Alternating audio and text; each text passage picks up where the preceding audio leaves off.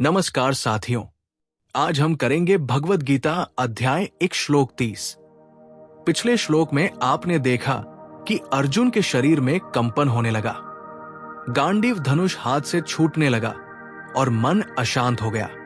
अब इस श्लोक में अर्जुन बताते हैं कि उनकी दृष्टि तक विचलित हो गई है। आइए सुनते हैं। श्लोक 30 संस्कृत। न च शक्नोमि वस्थातु भ्रमतीव च मे मना निमित्तानि च पश्यामि विपरीतानि केशव। अर्जुन बोले, हे केशव, मैं अब स्थिर खड़ा भी नहीं रह पा रहा हूं। मेरा मन चक्कर खा रहा है और मुझे केवल अशुभ संकेत दिखाई दे रहे हैं। ये वो क्षण है जब अर्जुन का धैर्य लगभग टूट जाता है। अब न केवल उनका शरीर बल्कि उनका मन भी युद्ध से भागने की ओर अग्रसर है। अर्जुन को चारों ओर निराशा और विनाश के संकेत दिखने लगे। वे सोचने लगे कि इस युद्ध से कोई शुभ नहीं होगा बल्कि केवल बर्बादी ही होगी।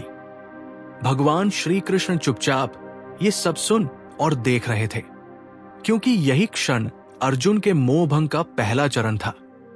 धर्म के मार्ग पर चलने से पहले मोह और माया से टकराना जरूरी था। दोस्तों, जब इंसान मानसिक रूप से परेशान होता है तो उसे हर जगह नकारात्मकता ही दिखती है। वो शुभ अवसर में भी संकट खोज लेता है। यही स्थिति अर्जुन की थी। उनका मन धर्म का साथ देना चाहता था, लेकिन मोह और संबंध उन्हें रोक रहे थे। मान लीजिए किसी छात्र को परीक्षा देनी है, लेकिन उसके मन में डर इतना बढ़ जाए कि उसे लगे, मैं पास नहीं हो सकता, ये साल बर्बाद हो जाएगा। या फिर कोई व्यक्ति नौकरी में नया काम शुरू करे और उसे केवल असफलता के संकेत ही दिखाई दे। ऐसे में सफलता का मार्ग बंद हो जाता है, क्योंकि नकारात्मक सोच मन और शरीर को कमजोर कर देती है। अर्जुन के सामने भी यही हुआ।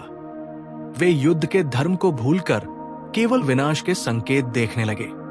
तो साथियों, ये था अध्याय 1 श्लोक 30, जहां अर्जुन पूरी तरह निराशा और मोह में डूबने लगते हैं। लेकिन याद रखिए, यहीं से गीता का असली उपदेश शुरू होता है।